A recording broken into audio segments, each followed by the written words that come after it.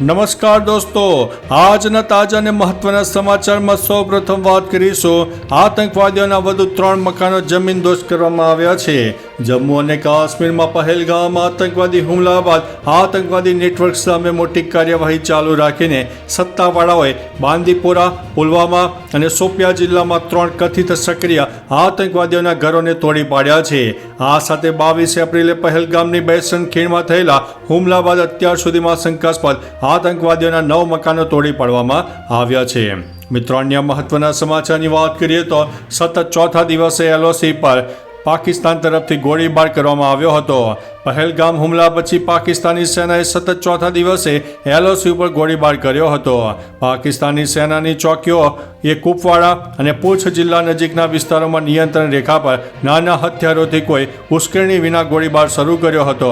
ભારતીય સૈનિકોએ પણ તેમને જડબાતોડ જવાબ આપ્યો. ઉલ્લેખનીય છે કે પીએમ મોદી અને સંરક્ષણ મંત્રી રાજનાથસિંહ વચ્ચે એક મહત્વપૂર્ણ બેઠક પણ યોજાઈ હતી. મિત્રો, અન્ય મહત્વના સમાચારની વાત કરીએ તો ઋષભ પંતને 24 લાખ રૂપિયાનો દંડ ફટકારવામાં આવ્યો છે. મુંબઈ ઇન્ડિયન્સ અને લખનઉ સુપર જાયન્ટ્સ વચ્ચે મેચ રમાઈ રહી હતી. આ મેચમાં મુંબઈએ લખનઉને 54 રનથી હરાવ્યો. આ હાર બાદ લખનઉના કેપ્ટન ઋષભ પંતને પણ મોટો ફટકો પડ્યો છે. પંત પર 24 લાખ રૂપિયાનો દંડ ફટકારવામાં આવ્યો છે. આ દંડ તેના પર સ્લો ઓવર રેટના કારણે લાદવામાં આવ્યો છે. આ સિઝનમાં પંત પર આ બીજો દંડ ફટકારવામાં આવ્યો છે. મિત્રો, અન્ય મહત્વના સમાચારની વાત કરીએ તો વલસાડના વિવિધ વિસ્તારમાં પોલીસનું મેગા સર્ચ ઓપરેશન ચાલુ છે. કાશ્મીરમાં થયેલા આતંકવાદી હુમલાના પગલે આંતરિક સુરક્ષાને ધ્યાનમાં લઈને વલસાડ જિલ્લામાં વિવિધ ઔદ્યોગિક વિસ્તારો અને ચાલીઓમાં રહેતા અનેક ગેરભારતીયોની શોધખોળ માટે પોલીસે રવિવારે પણ કોમ્બિંગ હાથ ધર્યું, જેમાં અનેક લોકોના આધાર કાર્ડ તેમજ ચૂંટણી કાર્ડની તપાસ કરવામાં આવી.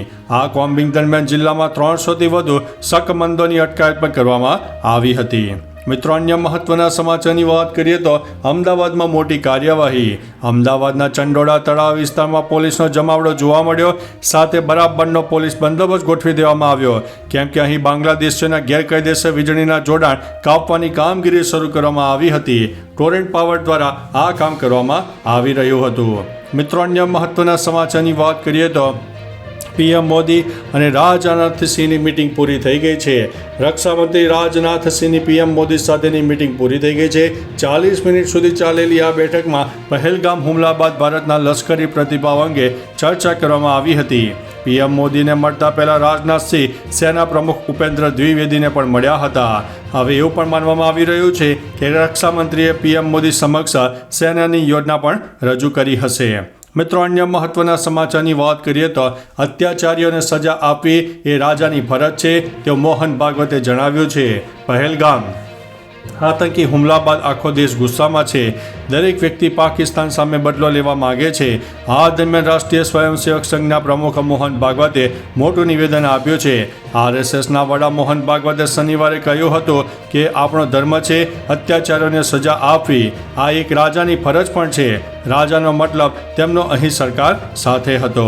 મિત્રો, અન્ય મહત્વના સમાચારની વાત કરીએ તો વડોદરા રેલવે પોલીસે 5 ગેરકાયદેસર બાંગ્લાદેશીને ટ્રેનમાંથી ઝડપી પાડ્યા છે.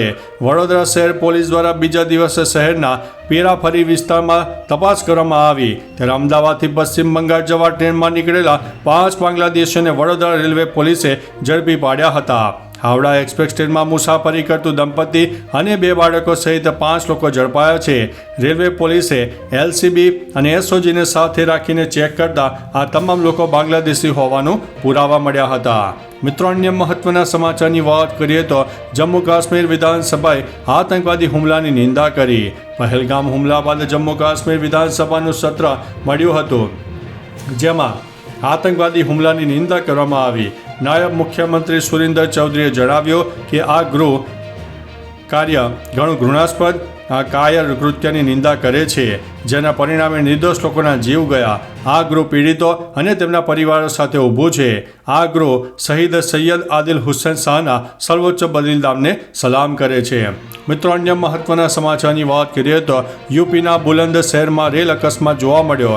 ભારતીય રેલવેની વધુ એક માલગાડી પાટા પરથી ઉતરી ગઈ હતી. ટ્રેન તેની મુસાફરી કરી રહી હતી ત્યારે અચાનક પાટા પરથી ઉતરી ગઈ અને 2 ડબ્બા પાટા પરથી પલટી ખાઈ ગયા. આ અકસ્માત ઉત્તર પ્રદેશના બુલંદ શહેરમાં ખુર્જા જંકશન રેલવે સ્ટેશન પર થયો. રાત્રે 12:30 વાગ્યાની આસપાસ સંતુલન ગુમાવવાને કારણે આ અકસ્માત થયો હતો. અકસ્માત થતાં જ લોકો પાયલટ રેલવે અધિકારીઓને ફોન દ્વારા જાણ કરી હતી. મિત્રો, અન્ય મહત્વના સમાચારની વાત કરીએ તો સેટેલાઇટ ફોન દ્વારા આતંકવાદીઓ તેમના હેન્ડલરોના સંપર્કમાં હતા. પહેલગામમાં થયેલા આતંકવાદી હુમલા બાદ સુરક્ષા એજન્સીઓને એક શંકાસ્પદ હુઆવેઈ સેટેલાઇટ ફોનની ગતિવિધિ ઉપર નજર રાખી, જે ઘટના સમયે તે જ જગ્યાએ હાજર હતો. વાસ્તવમાં હુઆવેઈ એક ચીની કંપની છે અને આ કંપનીના સેટેલાઇટ ઉત્પાદનો ભારતમાં પ્રતિબંધિત છે. એવી શંકા છે કે આ ફોન પાકિસ્તાન અને અન્ય કોઈ વિદેશી સ્ત્રોતથી ભારતમાં દાણચોરી કરીને લાવવામાં આવ્યો હતો. મિત્રો, અન્ય મહત્વના સમાચારની વાત કરીએ તો માતા વૈષ્ણવ દેવીના દર્શનાર્થે જતા ભક્તો માટે સારા સમાચાર છે. માતા વૈષ્ણવ દેવી દર્શન માટે આવતા લાખો શ્રદ્ધાળુઓ માટે એક સારા સમાચાર સામે આવ્યા છે. કટરામાં બની રહેલા integrated command and control centre હવે લગભગ તૈયાર થઈ ગયું છે. મહિના પહેલાં અઠવાડિયામાં તે સંપૂર્ણપણે કાર્યરત થશે.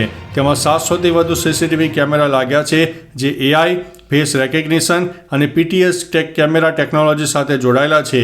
આના દ્વારા સમગ્ર રૂટનું રિયલ ટાઈમ નિરીક્ષણ કરી શકાશે.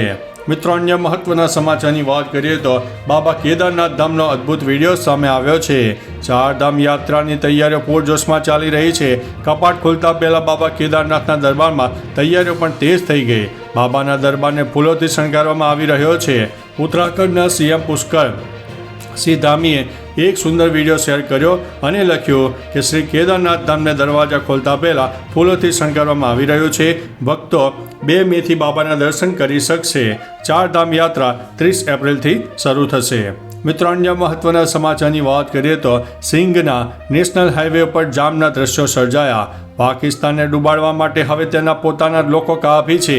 કદાચ ભારતે કોઈ પગલું ભરવાની જરૂર નહીં પડે. પાકિસ્તાનીઓ પોતાની જ તકલીફો વેઠી રહ્યા છે. ભારતે હમણાં જ સિંધુ જળ સંધિ રદ કરવાની જાહેરાત કરી. આ વચ્ચે પાકિસ્તાનના સિંધ પ્રાંતમાં હોબાળો મચી ગયો અને વિરોધમાં લોકોએ હજારો વાહનો મૂકીને નેશનલ હાઈવે જામ કર્યો, જેની આર્થિક મોરચે મોટી વિપરીત અસર પડી શકે છે. તો ચાલો મિત્રો, ફરીથી દેશ અને દુનિયાના સુપરફાસ્ટ સમાચાર લઈને મળતા રહીશો. ત્યાં સુધી અમને રજા આપશો. નમસ્તે.